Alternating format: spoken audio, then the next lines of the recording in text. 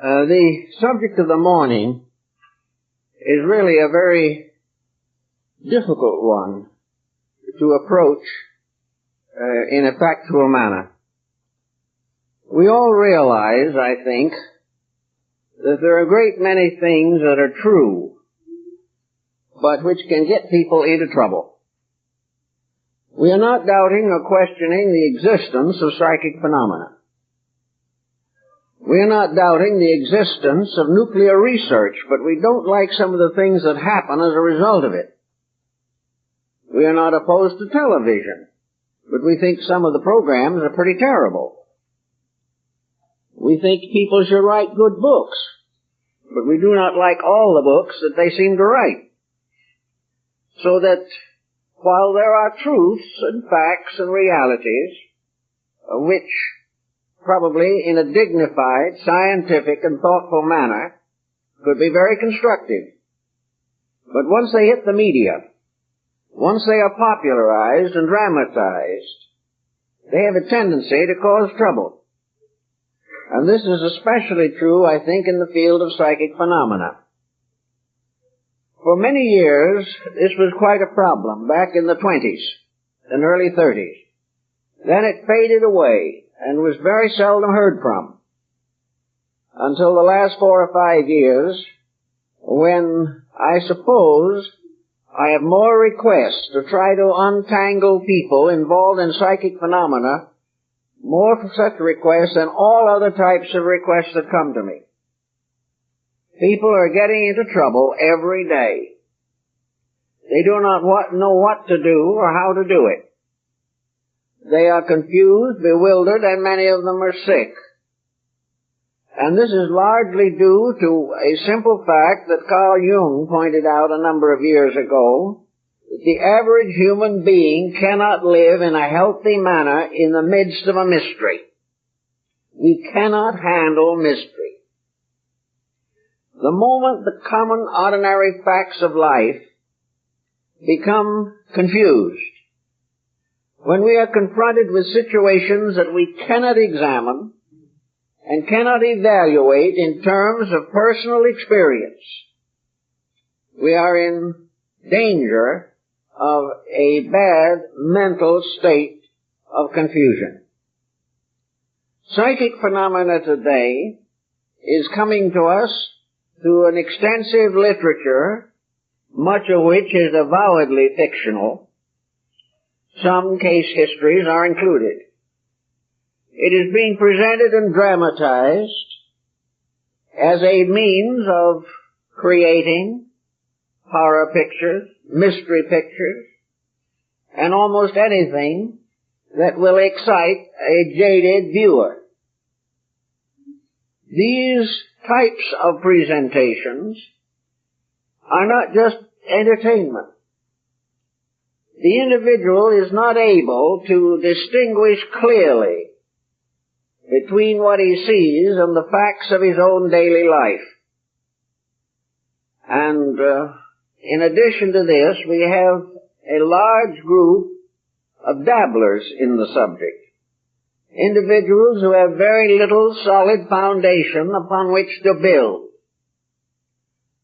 They lack the discrimination, they lack the information, and they simply lack a perspective on the subject of metaphysical phenomena.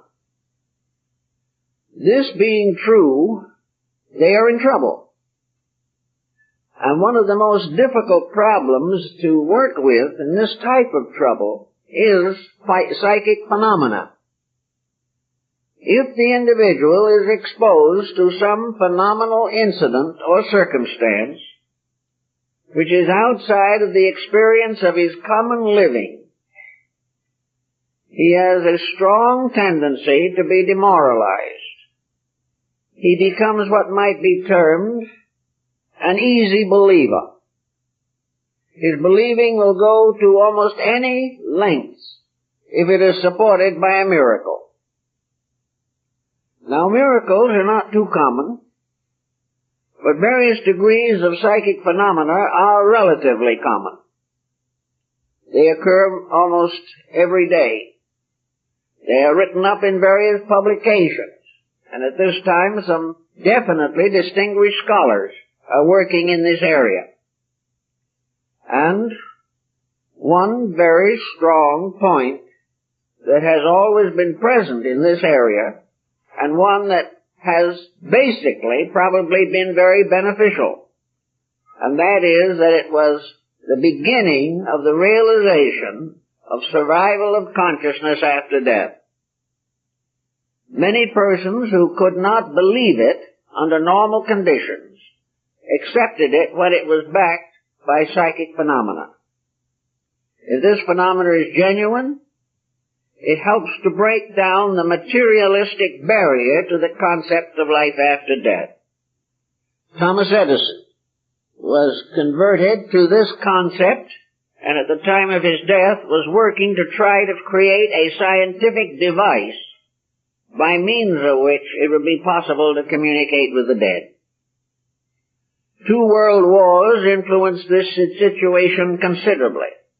Sir Oliver Lodge, Arthur Conan Doyle, many others after World War I wrote on the subject of psychic phenomena, not only as parents and as concerned human beings, but to some measure as well-trained scientists. So the field has always been of great interest. Psychic phenomena is one of the oldest forms of religious belief. Spiritism, as it was originally called, is traceable in the background of practically every human culture. It goes back to the dawn of history and beyond. It has contributed to almost every form of cultural development. It has also, rather consistently, been on the ragged edge of being dangerous. Pythagoras admitted it, but warned against the development of it. This was true of a good many other scholars. We know that it is given a severe reprimand in the Old Testament, and it is considered in most cultures as a dangerous, mysterious thing. Now, why do we consider it dangerous, and why is it so mysterious? I think we have to divide psychic phenomena into 2 general classifications, genuine and fraudulent. Genuine psychic phenomena certainly exists, but nearly every form of psychic manifestation has been duplicated fraudulently. And for many years there were companies in this country that manufactured pseudo-psychic phenomena. They created instruments for slate writing. They were able to make a very substantial fabrication of trumpet speaking, levitation. All these things have been fraudulently produced. This has resulted in the realization that if people would believe or could believe the fraudulent phenomena, then those who are able to put on such an exhibition had new and greater influence in the lives of innocent individuals who believed they were in the presence of a genuine psychic mystery. So the field is burdened with this. It is also burdened by a common fact of human nature, namely that even the most gifted psychic or medium cannot produce phenomena on demand. The individual cannot guarantee the appearance of genuine phenomena just simply because someone comes in and asks for it, or a group of people gather to see it. Therefore, nearly all phenomena has had to be, to a measure, supported by psychological or other forms of instruction. The individual has had to supplement phenomena with other means of influencing the minds of persons he wished to influence. This gradually got more or less out of hand and has been for a long time a very serious handicap to the development of the genuine faculties of man's extrasensory perception range. Now, some types of psychic phenomena are more commonly fabricated than others. Some types are so personal, so intimate, so tied to the individual himself, that there are no elements of probability that they could be fabricated. One of these, for instance, is psychometry, in which the individual himself has the experience of finding certain memories, thoughts, or reconstructions of previous incidents as a result of his own nature. Wherever psychic phenomena comes from within the individual himself, and is more or less guaranteed by the fact that no medium or professional person interposes between the psychic and his phenomena, we have fairly substantial grounds for the belief that it is genuine. We also realize that we are coming closer and closer to the development of our own extrasensory perception gamut. More and more we are having experiences of the development of faculties that have been latent. Among the various systems of the development of such faculties are some that deal very closely with psychic phenomena. The religious and philosophic aspects of this search for inner guidance will be found principally in Oriental religious systems or Christian mysticism. The mystical experience is not inclined to create too much problem, or does not contribute to most of the difficulties with which we are confronted. Now, the next important point I think we have to make is to analyze and study the individual who becomes involved in psychic phenomena. The average person who is involved is a lonely, more or less introverted individual who has some earnest desire either to communicate with the dead because of bereavement, or to gain some type of experience of life after death as a support to a religious conviction. This type of person is, for the most part, an easy believer. They are looking and desiring so desperately and definitely that they do not generally use a great deal of critical thoughtfulness in the matter. They want to believe in psychic phenomena. They want it because they need it to fill an emptiness in themselves. They feel deserted, lonely, isolated, or frustrated, and hope that in some way the psychic situation will assist to remedy this condition. Because of the fact there is very little basic experience, very little critical knowledge, these persons can be very easily deceived. Also, there is a whole group of psychic phenomena in which there is no intentional to deceive at all, where a mystical experience, a dream, a nightmare, or some subconscious reflex within the person has caused them to assume that they are in the presence of a spiritual reality. Many persons have built philosophies, systems, creeds, and cults upon a dream. A dream which, were they not believers, would have meant nothing to them. But because they were not only believers, but constantly hopeful, things they had read, things that had been told to them, longings and yearnings of their own, affected the sleep state, resulting in what appeared to be a psychic experience. Now, a psychic experience of this kind is clearly not to be considered archetypal. An archetypal dream is not the kind that generally produces this form of phenomena. An archetypal dream is something from within the individual that is demanding recognition. It is an instructional factor. It is the internal teacher being heard from. But a great deal of this psychic phenomena arises from hallucination. It arises from the individual whose desperate desire to believe permits him to believe that which is not reasonable, not probable, and not consistent with his own good. This we find so very, very common. Another difficulty with the matter is that once the believer has gotten into a psychic difficulty, it is extremely difficult to rescue him.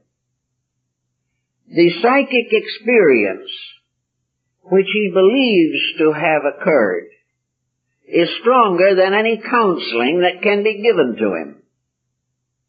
Once he has decided that he is in the presence of a spiritual experience, there is very, very little chance that you can talk him out of it, even when it becomes obvious to a third person that the experience is not genuine.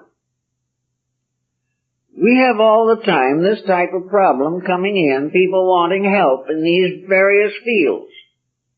But it is practically useless to try unless the individual involved is willing to try his own experience for himself. Unless he is willing to sit down and answer some basic questions and answer them honestly, there is very little that anyone on the outside can do that will overcome the desire, the devout intention to believe this particular type of thing. So you can always say to yourself, if you're involved in psychic phenomena, you can ask yourself a few vital questions. One of the most common types of psychic experience is the one that calls the individual to a ministry. It is one in which something, usually the subconscious, seeking release, seeking the experience of self-superiority, likes to hope or feel or believe that they are called to change the course of history, that they have a message that has been given to them that the world is waiting for. Now, the question that you ask these people frequently is why, if you feel this way, do you believe that you are peculiarly qualified to receive this message? What made you the candidate for this overwhelming revelation? How did it happen that they picked on you? And now, normally, the individual has no very good answer to that question. The most common answer is, I haven't the slightest idea.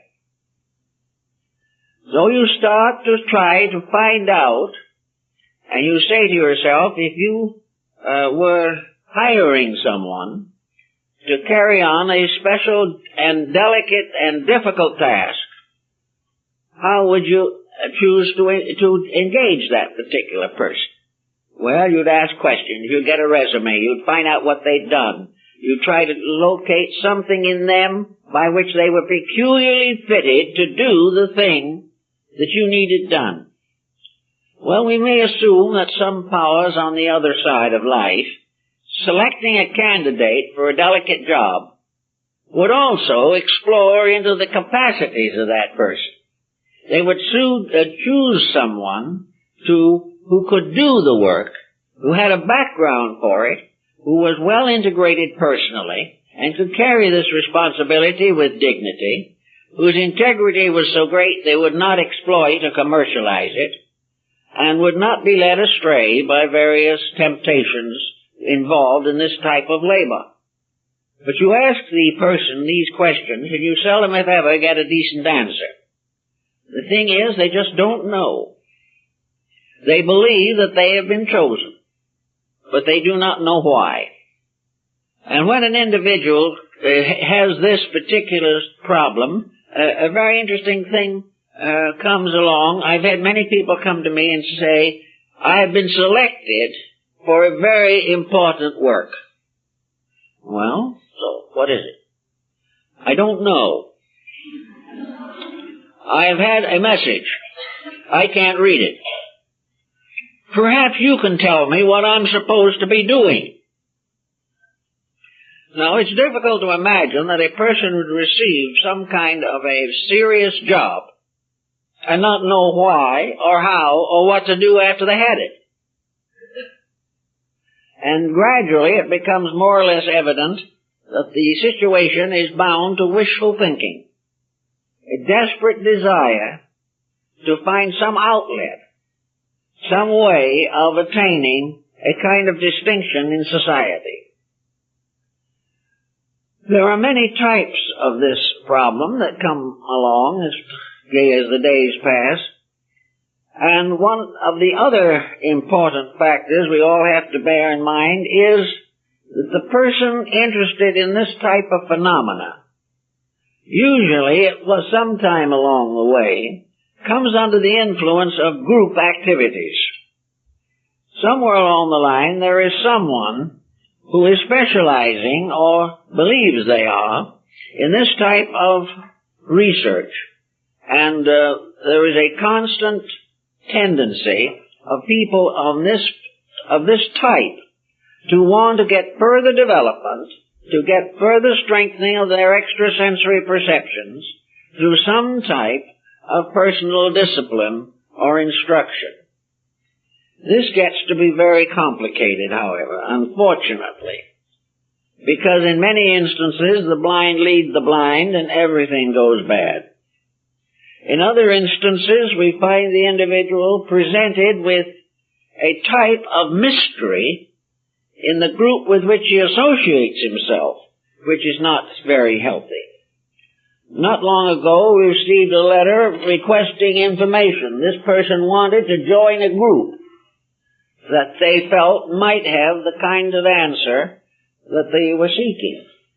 But in order to join this group, they had to take an obligation. They had to take a vow that they would give complete, unquestioning obedience to the leaders of that group. Whatever the leader asked them to do, that they would do without question or hesitation. Well, I would be very much inclined to depart from that group, or never get into it. In the next place, in the same point of view, the information was not available as to who was the head of the group. So you were taking a blind obligation of total obedience to persons you have never known, never heard of, and have no way of estimating. When you get a situation of this kind, I think the wise person is best invited to refrain from accepting such an obligation system. The individual's only primary obligation is to God. And next to that, his own integrity. He has certain social obligations to his nation, to his family, to his society. And to compromise these with some kind of an obligation which we are not able to understand, requesting that we take upon ourselves the complete servitude to an unknown person, is not in line with true esoteric good taste or safety. It is a very dangerous thing.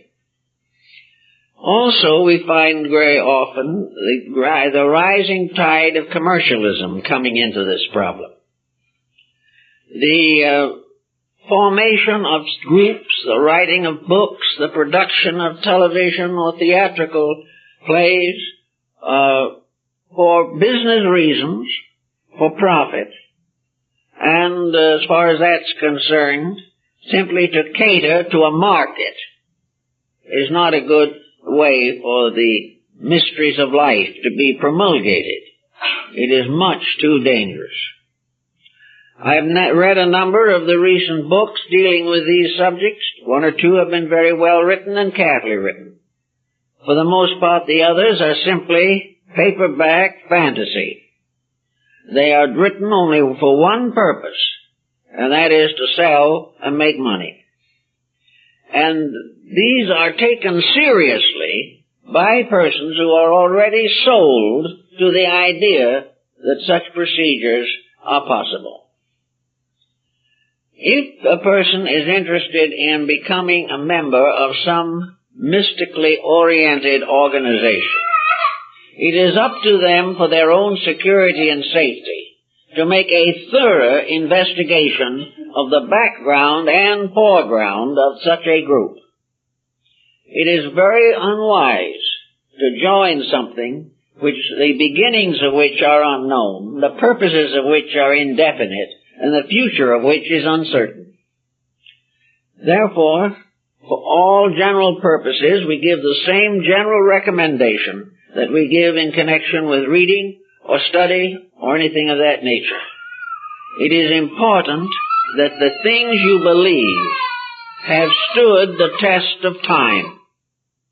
It is essential that you associate with an organization or group which has stood for principles and the history and development of which is available to the public as common knowledge. They're an organization that has had a long and distinguished history and has not been in trouble and has never commercialized unreasonably any part of its tradition. It gives you a certain sense of confidence. And more still, if it is rooted and founded in one of the great world systems of spiritual revelation, it is very much more likely to be legitimate. If, therefore, its background is reasonable, it makes no pretensions or claims, it promises nothing except the opportunity to study, to grow, and to develop normally, this type of organization can be approached with greater safety and greater sense of security and probability. But wherever we get into the weird and the wonderful, we are apt to be in trouble. It's just not the best way to do this type of thing. Another point that I think is very important is authority. When a special revelation comes along, who is responsible for it? Nearly always, you have one of two choices.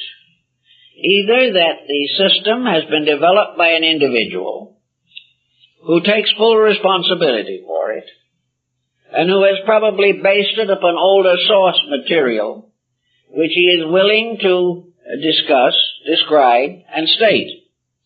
It is also probable that he can prove reasonably to the average person that his ideas have common sense, practical value, and do not stimulate unreasonable emotions or attitudes.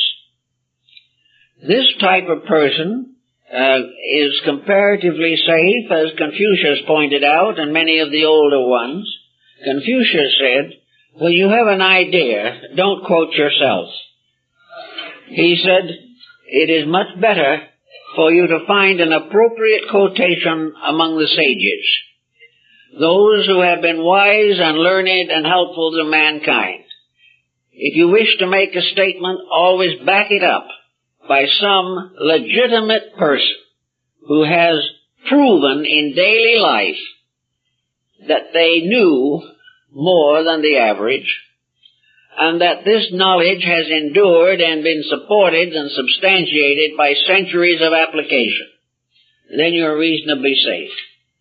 But be extremely cautious with books that are written by unknown beings, persons from other planets, or persons that have no relationship to common life. Be very cautious of accepting an authority that you cannot check.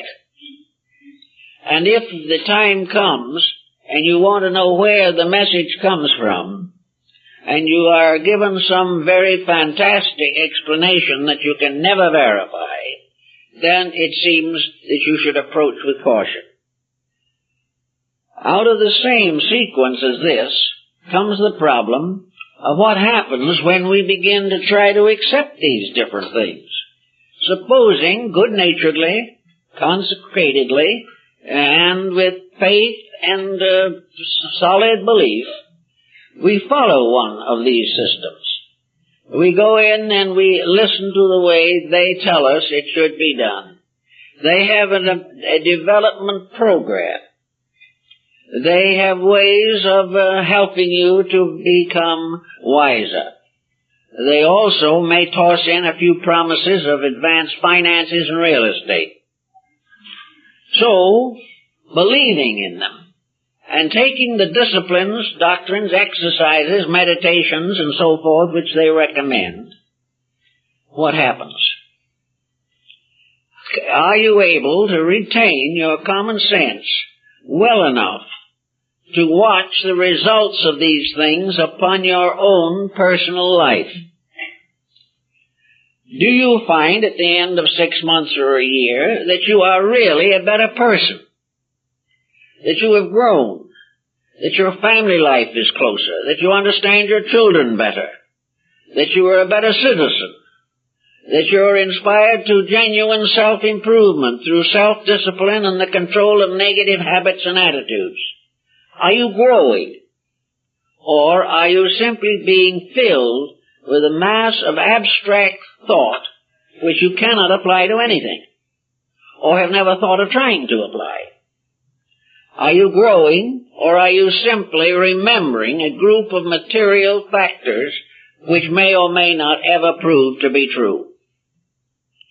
If at the end of a few months of this special discipline you're beginning to feel miserable, your appetite gets bad, your sleep is disturbed, you are seeing things that are not there, and you are more or less involved in strange feelings, experiences, that you have very strange dreams, that you develop certain factors or attitudes which appear to be semi-clairvoyant, but have very little utility in them.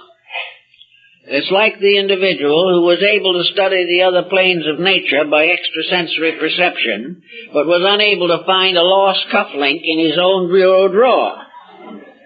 He worked on it hard, but it was much easier to see things that weren't there than find something that was lost here. So we have to think about this.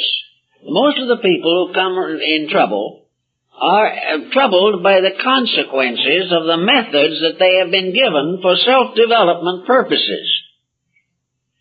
One of the most common of these causes, of course, is that they have been given the impression that these exercises or this membership or this allotment is going to make it unnecessary for them to become basically better people. It is going to be done with a formula. It is going to be done by a method that can be given to the good, the bad, and the indifferent, and it will work for all of them because it's the formula that is important. And this formula is the direct route to enlightenment. The answer to this is nearly always the same. Misery. Disillusion. So the individual finally comes to the fact that he has supported his own gullibility with a mass of psychic phenomena. He has, for instance, spent years studying the constructions of some psychic situation which he will never see, never know, and never realize whether he's right or wrong. But he memorizes it all. He memorizes a series of wonders.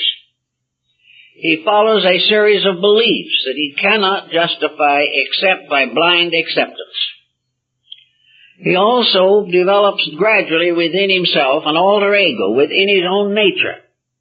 There gradually arises within him a kind of psychic delusion that all these things are important. the things that are told to him on the outside come back out of him from the inside and begin to support what is actually nothing but a conceit of his own. This being the problem, we face these difficulties in numerous persons who should know better, but who frankly do not wish to be disillusioned. You tell one of these persons that what he is doing is simply self-destructive, and that person will walk out and go on looking until he finds somebody who will agree with him. The person caught in the web of phenomena is usually in a difficult and dangerous position. Now, there are systems by which nearly everything that is important can be gradually known by thoughtful persons. Almost everything that is taught by secret orders that is legitimate can be learned without membership, because these thoughts, these ideals, these principles are available in the basic texts of the original revelations. If you want to understand Hinduism, Buddhism, Zen, if you want to study the Kabbalah, if you want to know more about the Greek mysteries, if you wish to understand the astrology of the Chaldeans or Babylonians, you do not have to join anything to do it. The only thing you have to do is find a competent basic text by one of the originators of the idea. And you know the great names that are associated with nearly every branch of knowledge. And these great names, as founders, have survived with dignity the test of ages. And you are not likely to get into trouble. You may not agree with them. You don't have to follow them. But if you want to follow a certain line of thought, it is best to follow those who have been best at it and have done the most to develop this particular field of action. Now, it's a very difficult thing in many instances to determine the difference between psychic phenomena and psychological phenomena. This is something that has confounded the ages.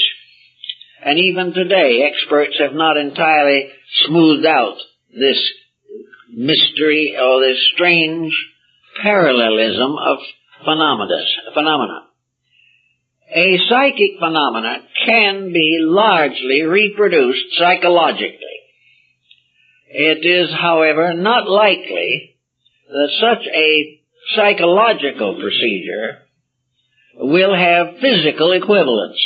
But this is not necessarily true. It is quite possible for the psychic energies of the individual, when strongly developed and specialized, can result in physical phenomena. Examples of this, of course, are table levitations and things of this nature, in which a physical factor is present. The average medium assumes that this physical factor represents another being, an entity from the other side of the veil. That it's another being that produces the phenomena. Actually, there is no reason to question that it can be produced by the individual who is there at the time, by the use and specialization of the psychic energies within himself. It is perfectly possible for a pressure of energy from the invisible part of the person can be precipitated to produce at least a minor physical symptomology or symbolism. So psychological phenomena can include some physical manifestations that have generally been regarded as conclusive of the presence of another being. The psychological phases of phenomena are mostly in the form of internal experiences of one kind or another. They include possessional and obsessional circumstances. Most cases of psychic possession or obsession are psychological. They are not due to the actual presence of another being, but they are due to conditions within the individual himself, which have produced a kind of psychic demonology in his own nature. He is presented not with another entity, but with the negative entity of his own personality. The demon in him is the source of his obsession in most instances. Also, we find that dreams, revelations of all kinds, prophetic utterances, oracular demonstrations, all of these things can be psychological. The worst phase of the psychological situation is autohypnosis.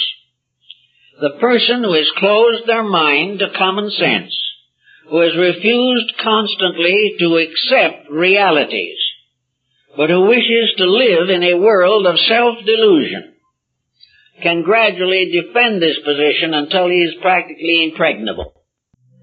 Under this form of self-delusion, you can have all kinds of optical phenomena, as in the case of hypnosis.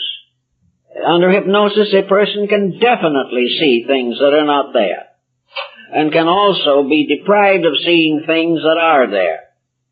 Under auto-hypnosis, fantasy may be mingled with reality into a hopeless confusion, so that it is quite conceivable that almost anything you wish to believe, whether it's the presence of superior beings, angels, or deities, can be reproduced psychologically by the intensity of your own belief. It can actually become visual because of the intensity of psychological believing. Unfortunately, of course, anything that originates within yourself, no matter how glamorous it may be in the form of phenomena, cannot go beyond whatever you are. You receive a message saying that in the due course of time, a secret unknown to anyone else is going to be given to you. Well, the secret is never given. Why? Because it would require something to come out of you that isn't there. The secret cannot be communicated because you do not know it in the first place. Therefore, some entity or being that you have fabricated cannot give it to you. I know a number of practical cases of this, in which a person under a belief fixation have given entire life waiting for the revelation of that great and secret message. It never came, because the person himself could not fabricate more than his own consciousness possessed. This means of the futility of most forms of revelation. The only way in which a genuine revelation can come is through a deep and abiding integrity, and through a full or at least reasonable understanding of the processes of human growth. Almost all great religions have had their mystical beliefs and their mystical sects, and these are always developed along one line, one pattern, which involves humility, dedication, integrity, and discipline. These are the priceless ingredients. The discipline is not primarily to be given to you by someone else, unless, as in the case of a small child, discipline is necessary because the person is not yet able to discipline themselves. But if this discipline is given, it is supported by a solid foundation of known facts. The reasons for it are clearly given. The authority for it is clearly revealed. And the individual is not in the presence of anything mysterious and strange or unreasonable. But discipline and the gentle art of growing are the keys to spiritual integrity. A life of service is far more important than a life dedicated to self-development per se. The individual who is studying in order to be better themselves very often gets into trouble. The reason why we should study is because we want to be more useful to the common good. We wish to live better lives. It is not that we wish to be superior to others, but that we wish to be suitable to the needs of others in their various walks of life and their various degrees of personal unfoldment. The problems of communities involved in this type of activity, this type of problem is very, very much in evidence. A community of spiritually oriented people is in the same dilemma that the world is in today, for the reason that every nation believes it is right and cannot get along with anyone else. Most of these groups of persons either have to be dominated by an individual whose knowledge may not be adequate, or else the gradually competition comes in. The individual is no longer satisfied. He must either finally agree with the others or depart. And if the others were doing a job good enough to agree with, it might be different, but this is not always the case. So for the most part, the person grows best by staying in the world, meeting the problems of the day with integrity, and recognizing that the problems and responsibilities of life are the great initiators into the mystery of the Holy Spirit.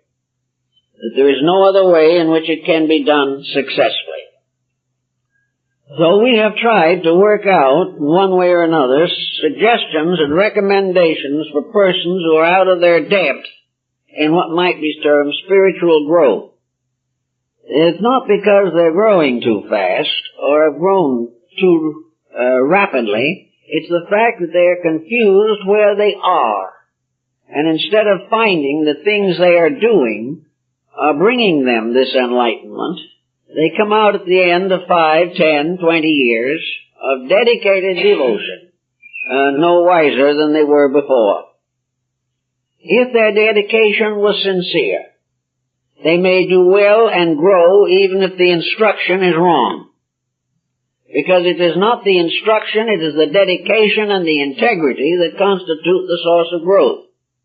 You may follow a doctrine that cannot be proven, and you can grow from it, simply because you make changes in yourself that take care of the problem. You become more dedicated, more devout, more sincere. And through unselfish dedication to an idea, even though the idea may not be completely correct, there is a definite growth to the person. This is why all sects of religion, regardless of whether we approve of them or not, are equally important in bringing to each individual the opportunity to make a personal dedication to something greater than himself. This is the important thing. But it is one thing to be dedicated to a great pattern of things, and quite another to be dedicated to something that is ephemeral, has no essential substance, and is backed only by a weight of words rather than a weight of deeds. So we try to work out some kind of a solution to these particular problems.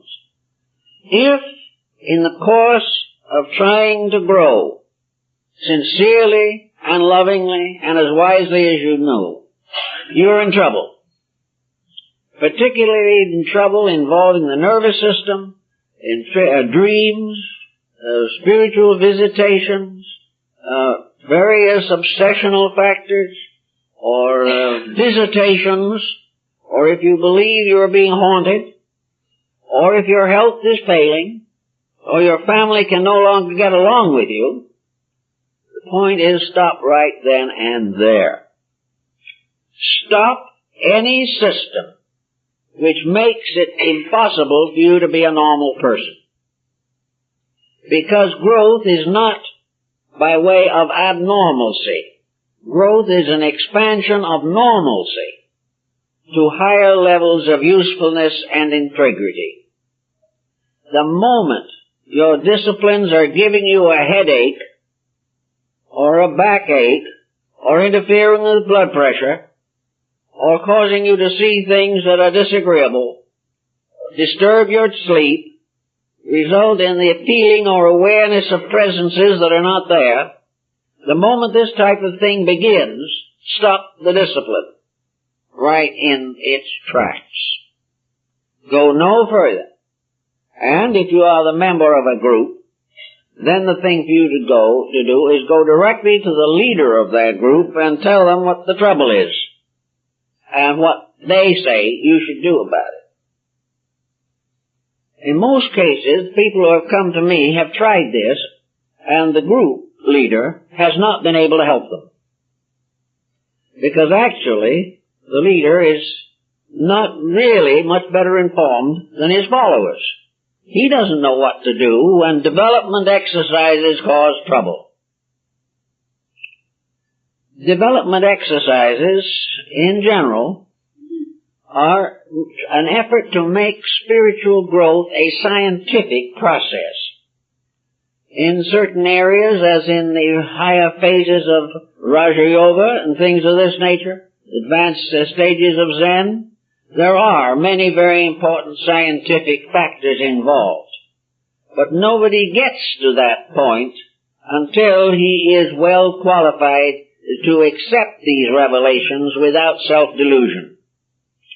It takes anywhere from 5 to 20 years of patient self-improvement to prepare the individual for some very advanced type of instruction. The whole system has to be built up. Every part of life has to be brought into coordination. For whatever the weaknesses are, they are the things that will get you into trouble. A most common weakness is gullibility. And against that there is no defense except common sense.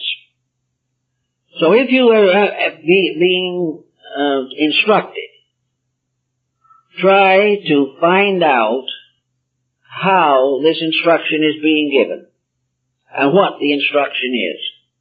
And if it does not work, stop it. If any unpleasant symptoms arise, stop it. If you find that you are not well integrated in the activity you are carrying on, supposing you feel and discover from experience that the group activity with which you are associated is not good for you, the answer to that is move out of the group. Now there's a catch in this, however, for a great many groups have the attitude that if you leave them, they will punish you.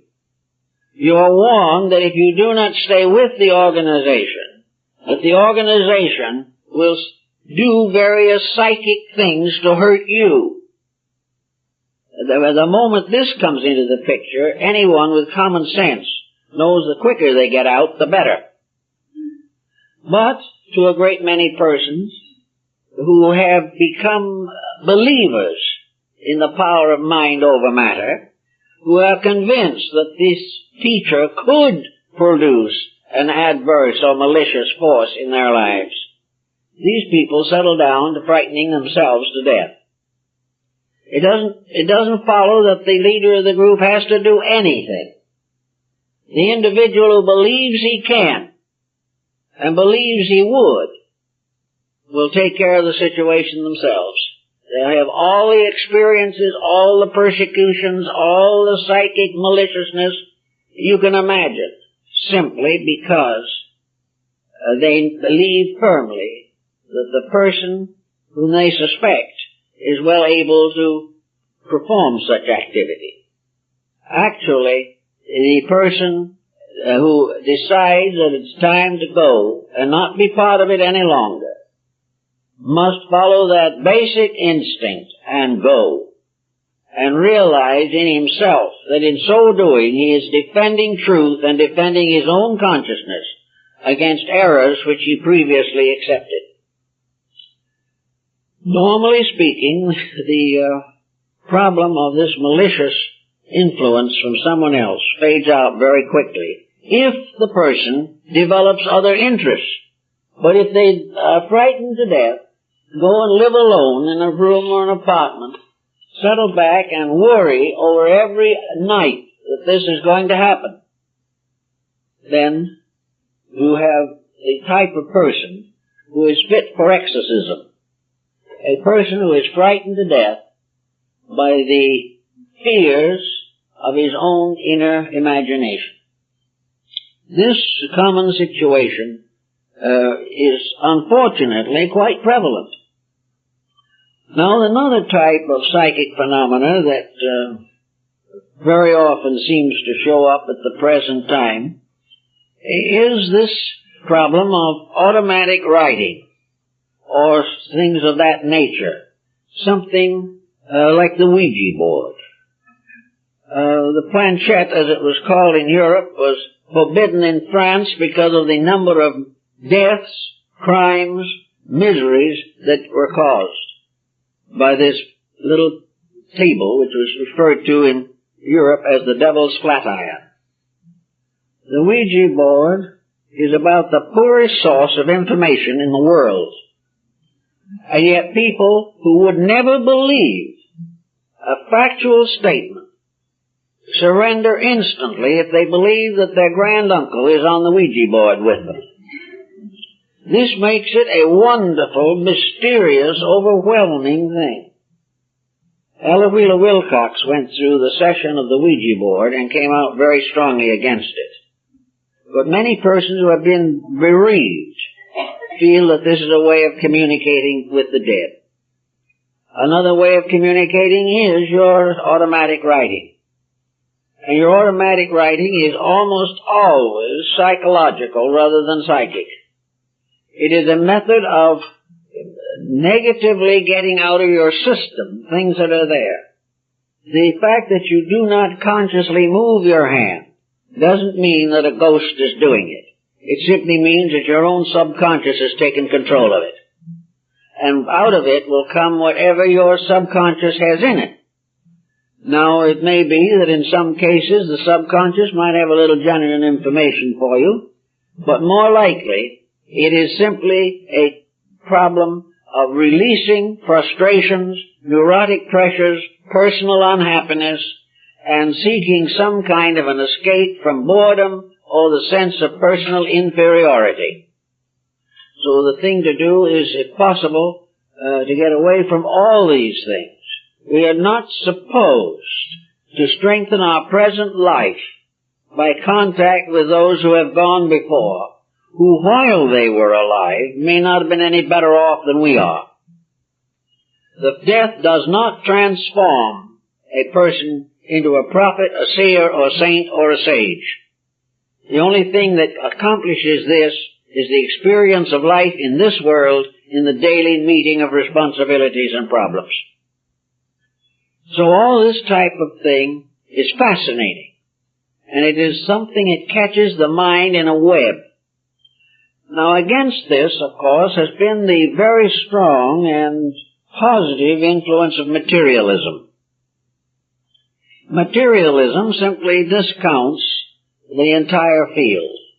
Your materialist does not have these kind of experiences. It's very rare.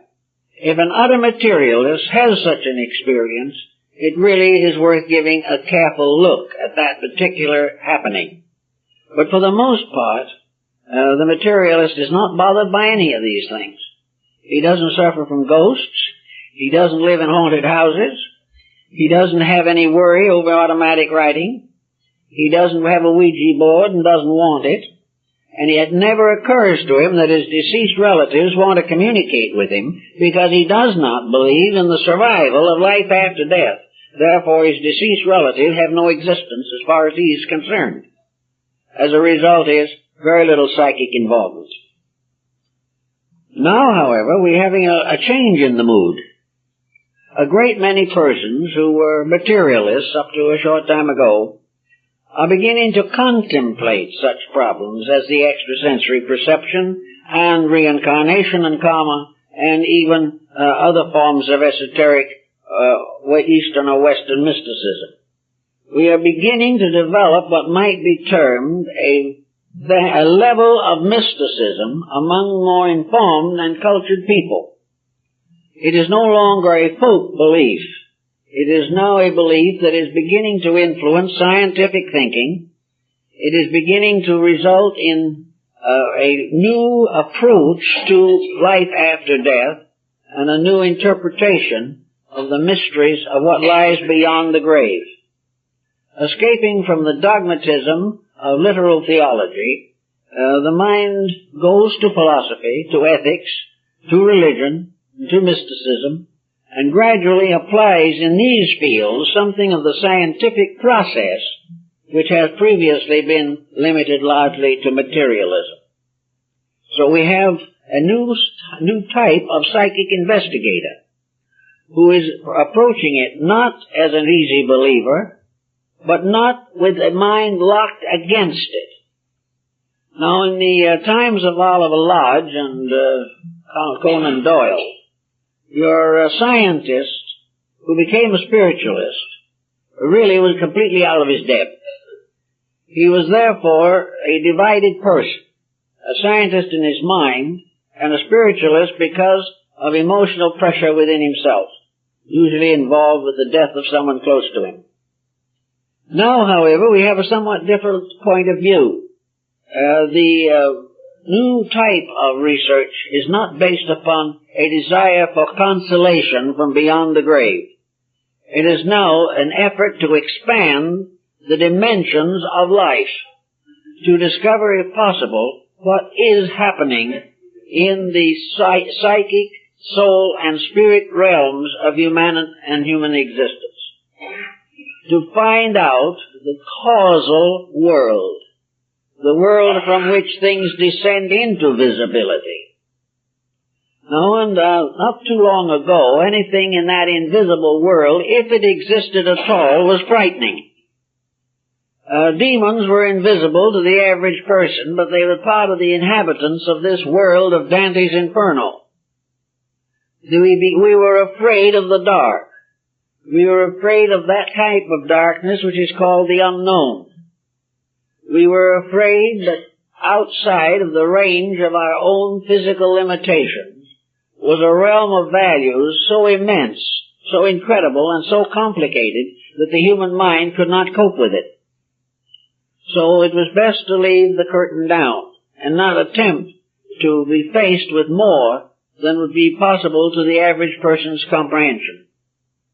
Now, however, the tendency is to look in that direction, to see if we can release the mind from the prison of materiality, if we can escape from this dismal procedure of assuming that life simply is a transitory thing, and that we are all surrounded by a collective and individual oblivion. This type of thing seems to be supported by a considerable amount of science. Scientists begin to recognize that there are various threads that they are following. All gradually lead to something which they cannot see and which as yet they have been unable to estimate.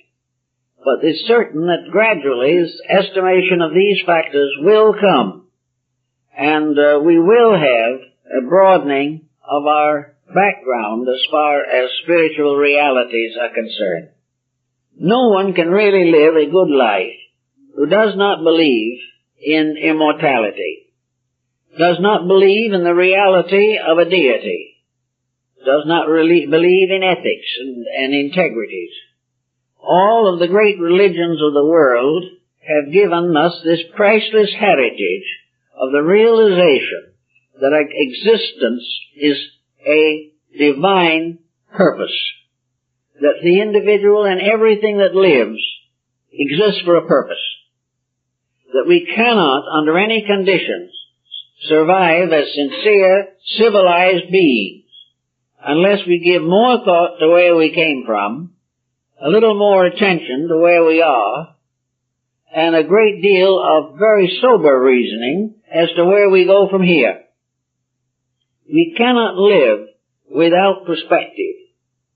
Religion and philosophy give us perspective, Science gives us instruments, by means of which we can organize our various thoughts and censor them and save ourselves from a mass of hallucinational material. So in psychic phenomena, more and more universities are becoming interested. Professorships are being set up to study the problem, and the sensitivities of individuals in telepathy and things of this nature are being studied and classified. We are on the verge of discovering a new level of human existence. When that level comes to us, however, it's going to be natural. It is not going to be something that frightens us to death. We are not going to lift the curtain and find chaos on the other side. Nor are we going to find this other side filled with evil spirits or the souls of a destructive dead. This problem of what we're going to find there will gradually be solved, and we will discover that the invisible cause of visibility is not evil. It is not something terrifying. It is not nothing but punishment. It is, in fact, a new land which we are going to have to explore and colonize in due time. Lands and worlds that lie beyond our present temporal boundaries. But whatever is there is not going to hurt us. It's not going to be dangerous to us. We are in more danger here than we will ever be hereafter. We must find the solution to our present danger through the reorganization of society. And we must find the solution to our inner anxieties about the invisible through the gradual organization of our own understanding and insight. We're going to have to gradually develop common sense in dealing with this uncommon subject. And if we can do this in a creditable manner, we will get along pretty much as we should. We also have to watch a little bit, I think, the involvement of a very poor philosophy of esotericism in entertainment. We are having all kinds of films now dealing with obsessions, with possessions. We are having all kinds of demoniacal factors, all kinds of psychic persecution. All this type of thing is coming to us under the sponsorship of Olamargarine and detergents. It is very interesting to see demons rising on every hand on the 15 or 18-inch screen with intermissions for donuts. But in a sense, this type of thing is becoming a hardship upon all of us. It becomes a hardship because seeing is believing. And things that are seen are very difficult to reject. Things we hear, we can get over. But things we see have a certain verisimilitude, which works a great hardship upon the easy believer.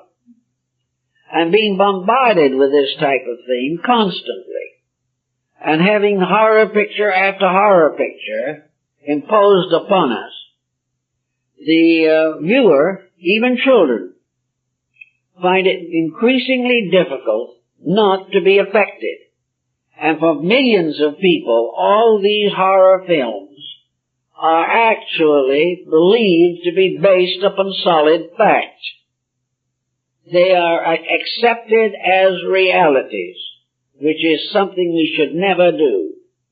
Up to a few years ago, we had another group of realities. That is the dramatic production, which consisted very largely of compounds of human misery. We had nothing but disappointed, disillusioned, frustrated people.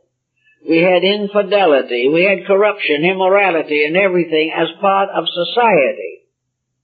And we gradually have not only come to believe all this to be true, but we have inspired otherwise normal persons to experiment with it themselves. We are creating delinquency to support the fact that we believe the pictures telling the truth.